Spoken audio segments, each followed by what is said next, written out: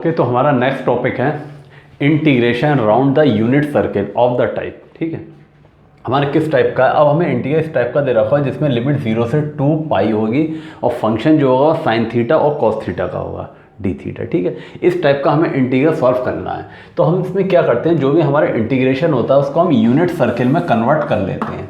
ठीक है, फिर हम कॉची रेसिड्यू थ्योरम लगा के उसको जैसे सॉल्व करते थे हम वैसे ही सॉल्व करेंगे। ठीक है, उसके लिए हमने एक एग्जांपल ले लिया है कि हमें ये इंटीग्रल इवेल्यूट करना 0 से 2 pi d theta upon 5 - 3 cos theta.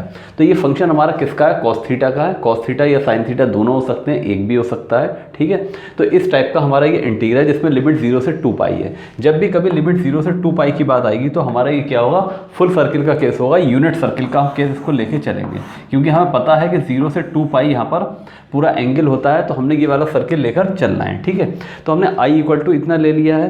अब हमें पता है कॉस थीटा का फॉर्मूला जो होता है e की power i theta plus e to the power minus i theta upon 2 होता है। ठीक है, तो हमारे इस फॉर्मूले का यूज़ रहेगा, एक कॉस थीटा होगा तो हम इसमें कन्वर्ट कर लेंगे, और साइन थीटा का फॉर्मूला क्या होता है, e की पावर आई थीटा माइनस यहाँ पर आ जाता है और नीचे हमारा 2i आ जाता है। तो कॉस थीटा और साइन थीटा हम e की पावर आई थीटा में पहले कन्वर्ट कर लेंगे। तो इस कॉस थीटा की जगह हमने ये फॉर्मूला जो है वो हमने वैल्यू लगा दी है। हम थोड़ा सा सिंप्लीफाई कर रहे हैं, 2 से हमने क्या करा, ऊपर मल्टीप्लाई करा और 2 से नीचे गया, तो यहाँ 2 डी थीटा हो जाएगा। इस 2 से यहाँ मल्टीप्लाई करेंगे 10 हो जाएगा, और ये वाला 2 इससे कैंसिल हो जाएगा, 3 इंटू दिस आ जाएगा। ठीक है, अब मेन स्टेप हमारी ये है और ये कॉमन स्टेप है, ये सारे क्वेश्चनों में होगी, जितने भी क्वेश्चन है सब में हमें करना है। ई की पावर आई थीटा को हम z मान लेंगे। जब ई की पावर आई थीटा को हम z मान लेंगे तो इसको हम डिफ्रेंशिएट करेंगे, तो ई की पावर आई थीटा का ई की पावर आई थीटा आएगा, आई थीटा का आई आएगा और थीटा का डी थीटा, मतलब आई ई की power i theta D theta और डी जेड का डी जेड का डी जेड हो जाएगा। ठीक है, अब हम ई की पावर आई थीटा की जगह वापस z रख देंगे, तो ये i into z d theta हो जाएगा, e equal to d z आ जाएगा। ठीक है, तो डी थीटा की वैल्यू निकालें, d z upon i z हो जाएगा, d z upon i z आ जाएगा, तो ये डी थीटा हमारा निकल आया। तो ये हमारी कॉमन सी स्टेप है कि सारे ही क्वेश्चन में हमें डी थीटा की जगह D z upon i Z रखना है। अब डी थीटा की जगह हमने ये वैल्यू रख दी यहाँ पर, तो 2 डी थीटा तो हमारा ऐसे ही आ जाएगा, 2 डी थीटा की जगह D z upon i Z हमने रख दिया।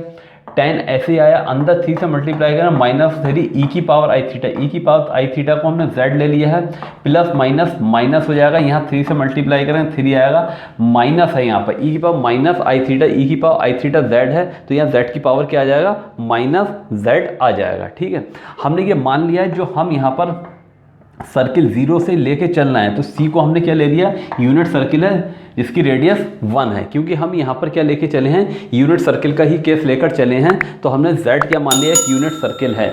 ठीक है, तो mod of Z equal to क्या हो जाएगा, 1 हो जाएगा, जिसका सेंटर कहाँ पर है, ओरिजिन पर है। तो हम आगे चलते हैं, I इक्वल टू हमारा यहाँ तक आ गया। ठीक है, अब हमने क्या करा है, इसमें थोड़ा सा सिंप्लीफाई किया है हमने। अगर ऊपर z से मल्टीप्लाई कर दें और नीचे भी z से मल्टीप्लाई कर दें, ठीक है, सिंप्लीफाई के लिए यहाँ z से करेंगे तो इस z से ये z हमारा कैंसिल हो जाएगा, यहाँ 2 अपॉन आई है, वो 2 अपॉन आई हमने बाहर निकाल दिया, ऊपर डी जेड आ जाएगा। अब इस वाले z से अंदर मल्टीप्लाई करेंगे तो यहाँ पर 10z आ जाएगा, यहाँ मल्टीप्लाई करेंगे माइनस का 3z स्क्वायर हो जाएगा, और यहाँ मल्टीप्लाई करेंगे z की पावर -1 और z की पावर 1 की, z की पावर 0 हो जाएगी, मीन्स 1 हो जाएगा, तो खाली क्या बचेगा, 3 बचेगा। ठीक, इससे हमने अगर माइनस कॉमन ले लें तो ये 3z स्क्वायर हम प्लस का पहले लिख लेंगे, माइनस का 10z हो जाएगा, प्लस का 3 हो जाएगा। ठीक है, तो ये हमने बना लिया। तो हमारा जैसा क्वेश्चन पहले होता था हमारा बिल्कुल वैसा ही आ गया है z में, C हमारा यूनिट सर्किल है। ठीक, तो अब हम यहाँ पर क्या करेंगे, सबसे पहले इसके क्या करते हैं, हम पोल निकालते हैं। तो पोल निकालने के लिए डिनोमिनेटर को 0 से इक्वेट करना पड़ता है, 0 से हमने इक्वेट कर लिया, इसके हमने गुणनखंड कर लिया, फैक्टर कर लिया, तो इतने आ गए, तो z की वैल्यू 1/3 और 3 आ गई। ठीक, तो इसमें हमारे पास बहुत आसानी से हम देख सकते हैं कि जो हमारे पास वैल्यू आई है, अगर उसका मैग्नीट्यूड 1 या 1 से कम है तो वो इनसाइड होता है, और 1 से ज़्यादा है तो वो आउटसाइड होता है। तो यहाँ पर ये 3 हमारा आउटसाइड होगा और ये 1/3 अंदर होगा, क्योंकि हमारे पास जो सर्किल है, जो हम सर्किल लेके चल रहे हैं वो क्या है, यूनिट सर्किल है। तो इसकी रेडियस यहाँ तक 1 होगी और यहाँ पर -1 होगी, तो -1 से 1 के बीच अगर कोई चीज़ आ जाती है, कोई पोल आ जाता है, तो वो हमारा इनसाइड होगा, बाकी आउटसाइड होगा। तो 1/3 हमारा यहाँ पर आ जाएगा, और 3 जो होगा यहाँ कहीं बहुत ज़्यादा दूर होगा, बाहर होगा, ये आउटसाइड हो जाएगा। तो इसके अंदर सिर्फ एक ही पोल होगा जो 1/3 होगा, जिसको हम सिंपल पोल होगा, इनसाइड C होगा। तो इस पर हमें रेसिड्यू निकालना 1/3, तो हम इस तरीके से निकाल सकते हैं 1/3 z माइनस ए वाला फॉर्मूला ए की जगह 1/3 आ गया और फंक्शन से मल्टीप्लाई कर दिया।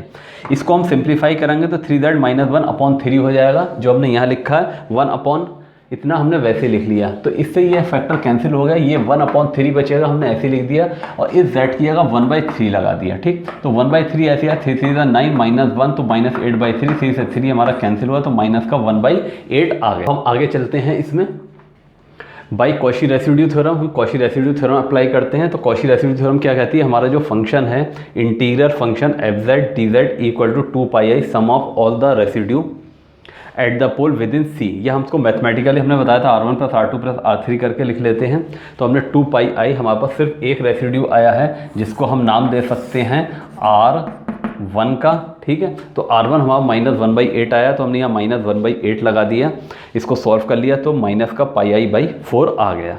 तो ये इस वाले इंटीग्रल की वैल्यू निकल के आई, लेकिन हमारे पास जो i इक्वल टू -2/i, तो हमने ये इंटीग्रल फाइंड आउट कर लिया है यहाँ पर। ठीक है, तो हमारा i बराबर इतना चल रहा था, तो -2/i हमने ऐसे लिख दिया इनटू इस इंटीग्रल की वैल्यू हमने माइनस का πi/4 निकाली, ये वैल्यू यहाँ लगा दी, i से i कैंसिल हो गया, 2 से 4 कैंसिल करा, 2 आया, माइनस माइनस प्लस हुआ तो π/2, तो i हमारा π/2 आया।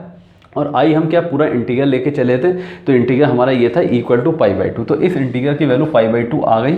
ये क्वेश्चन हमने 12th क्लास में भी करा है, 12th क्लास में हम जैसे करते हैं तो वैसे करेंगे तो उसका आंसर भी इतना ही आएगा। और ये कॉशी रेसिड्यू थ्योरम लगा के हमने निकाला है तो इसका आंसर भी इतना आया। ठीक है, तो इस तरीके से हम प्रॉब्लम को कर सकते हैं। Okay, thank you.